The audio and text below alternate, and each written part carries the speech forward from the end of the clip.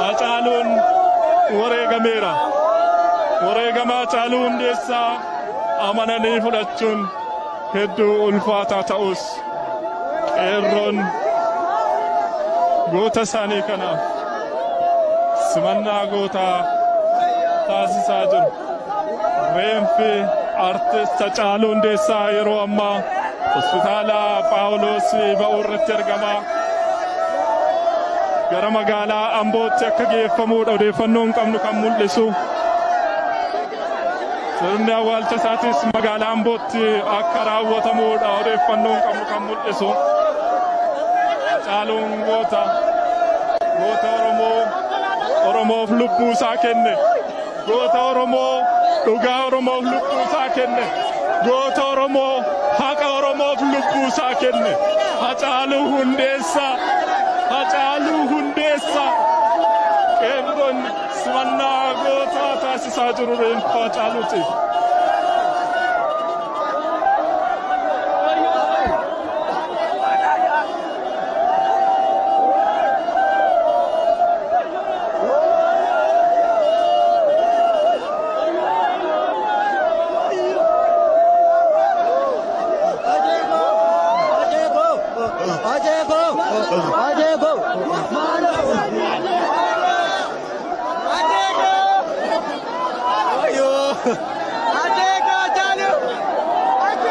Wareegama Hacaaluu Hundeessaatiin gaddi qe'ee tokkoon tokkoon Oromoo seeneera.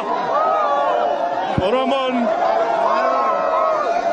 gadda isaa sadarkaa olaanaadhaan ibsachuu irratti argama. Oromoon goota isaa dhabe.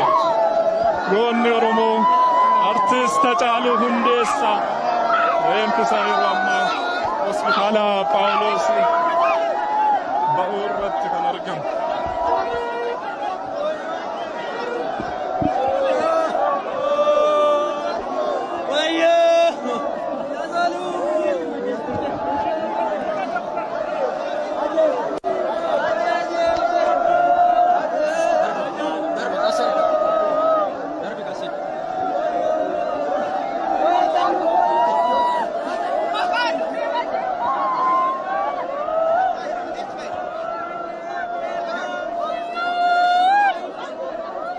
Daawwattoota OMN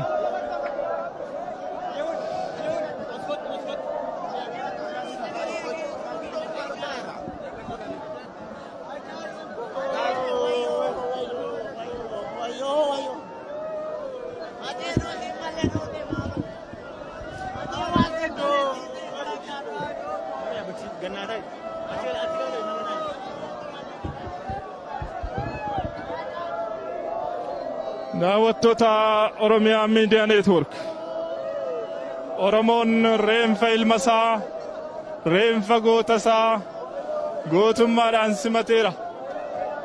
Reenfi artistii Oromoo Hacaaluu Hundeessaa reenfi qabsaa Oromoo Hacaaluu Hundeessaa yeroo ammaa hospitaala Phaawulosiitii ba'uutiin kumaatamaan dabaalamee gara magaalaa Ambootti fudhatamaa jira. Dhugaadhumaan Hacaaluu dhabuun Oromoof gadda ulfaataa ta'us simachuurraan kan hafe falli biraa akka hin jirredha kan argaa jirru. Hedduun gaddaan mataa buusaniiru. Hedduunis goota ko yaaffaa seenaa jabaa dhugaan badee afur guyyaa qabaa deemsi kee nararraasee qalbii haqa kee lafan kaa'ee rabbii galeessa ko haachee garoo sabaa kaayyoon kee goota ko yaaffaa seenaa jabaa dhugaan badee afur guyyaa qabaa deemsi kee nararraasee qalbii haqa kee lafan kaa'ee rabbii galeessa ko haachee garoo sabaa kaayyoon kee